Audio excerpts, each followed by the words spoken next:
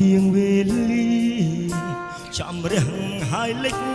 ធ្វើអ្វីថ្ងៃអើយថ្ងៃឲ្យទ្រូងស្រពប់ស្រពន់ថ្ងៃទៀបបាំងរសៀល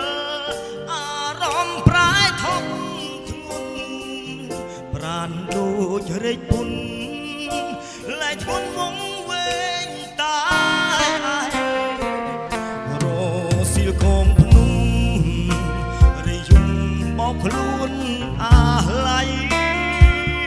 សងរែងសោកស្ដាយនិស័យរឿងព្រឹត្តពីព្រេរឿងខ្ញុំគឺរឿងពិតវែងគិតលែងចំបាយខ្សឹបខ្សួលម្នាក់ឯង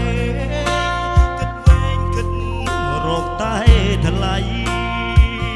អូននៅទីណាអូននៅទីណា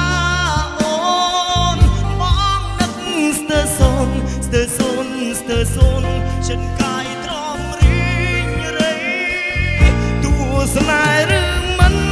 ស្នេហ៍ឲ្យតែប្រាប់មកថ្លៃឬខំមិនធ្វេហេតុអ្វីទៅស្ងាត់ចោលមកថ្ងៃបាក់រសៀលលឺច្រាលដូចដុតវេហារសៀលពេលណាអរាពងរែងសៅមករសៀលបងទូនយំរសៀលនឹកមុំបងរសៀលម្ដង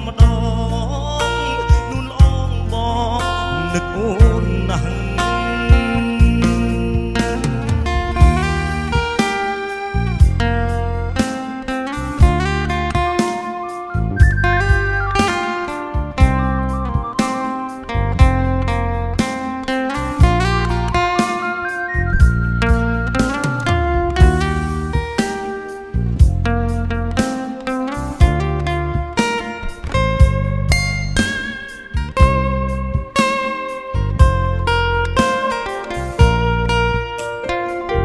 អូននៅទីណា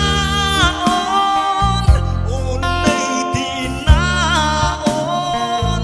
បងនឹកស្ទើសូនចិនកាយទ្រាំរីងរៃទោះស្នេហ៍ឬមិនស្នេ